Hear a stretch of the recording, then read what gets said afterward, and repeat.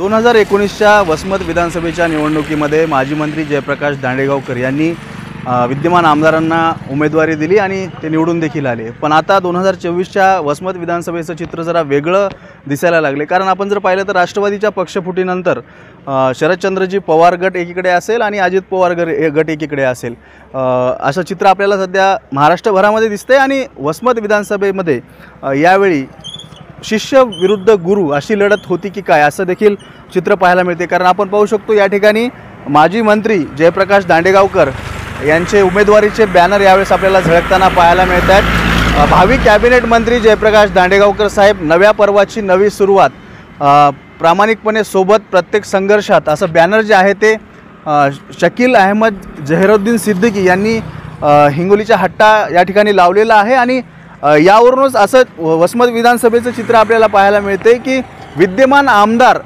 आणि विरुद्ध जयप्रकाश दांडेगावकर अशी लढत जी आहे ती शिष्य विरुद्ध गुरु अशी लढत वसमत विधानसभेसाठी आपल्याला यावेळेस पाहायला मिळणार का, हा देखील मोठा सवाल आहे। येणारा काळ ठरवेल तो। पण ज्यांनी हे बॅनर लावले ते स्वतः आपल्या सोबत आहेत। तुम्ही आता जयप्रकाश दांडेगावकर यांचं बॅनर लावले की लक्ष 2024 वसमत विधानसभा, राष्ट्रवादीच्या पक्षफुटीनंतर पहिलंच बॅनर आहे। साहेबांना पुन्हा उभं करण्याची संधी आहे तुम्हाला?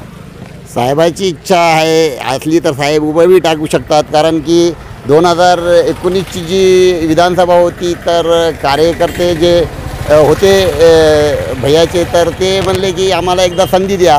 तर साहेबांना मोठा मन करून 2019मध्ये राजू भैयाला उमेदवारी दिली आणि ते आमदार बी झाले।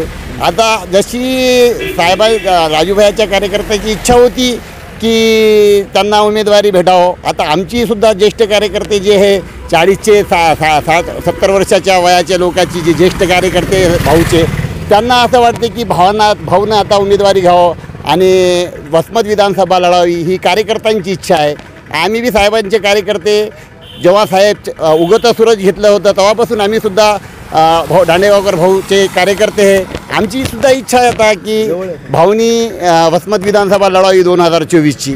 नक्कीच आपण जर पाहिलं तर आता विद्यमान आमदार जे अजित पवारांच्या राष्ट्रवादीत आहेत आणि आता दांडेगावकर साहेब जे आहेत ते शरदचंद्रजी पवार यांच्या सोबत आहेत। अशी लढत झाली तर काय तुम्हाला काय वाटते, काय चित्र असेल या ठिकाणी? चित्र काय नाही, कारण की सध्या शरद पवार गटाची हवा आहे सध्या महाराष्ट्रामध्ये, आणि महाराष्ट्रामध्ये साहेबांनी 10 खासदार उभे केले होते, त्याच्यापैकी 8 खासदार निवडून आले साहेबाचे।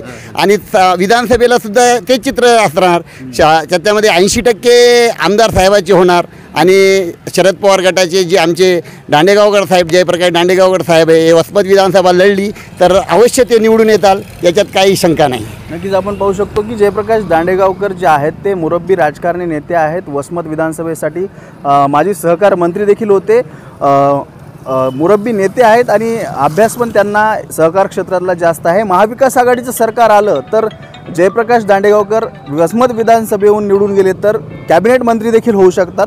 आपल्यासोबत अजून त्यांचे जयप्रकाश दांडेगावकर यांचे चाहते आहेत। काय वाटते, काय चित्र असेल वसमत विधानसभेत?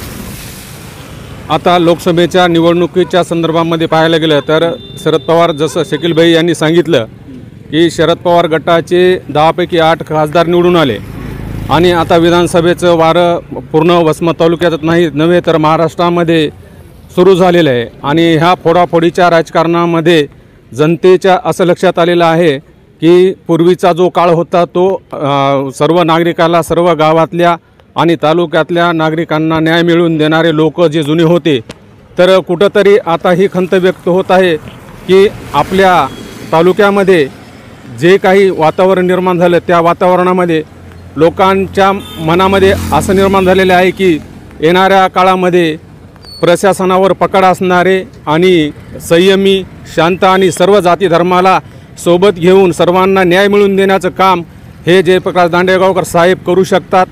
ह्यामुळे सर्व परिसरामध्ये साहेबांची चर्चा अगदी जोरात आहे, पण ती दबक्या दावात का असेना काही काळानंतर हीच चर्चा खुलेआम चालू होईल असं मला वाटते. नक्कीच आपण पाहू शकतो की वसमत विधानसभेचं चित्र जे आहे ते यावेळी वेगळं असणार आहे. जयप्रकाश दांडेगावकर हे देखील काही दिवसामध्ये निर्णय घेणार आहेत की वसमत विधानसभा लढवायची की नाही. त्यांनी जर लढवायची ठरवली तर महायुतीकडून विद्यमान आमदारांनाच तिकीट मिळणार का हे देखील पाहावं लागणार आहे.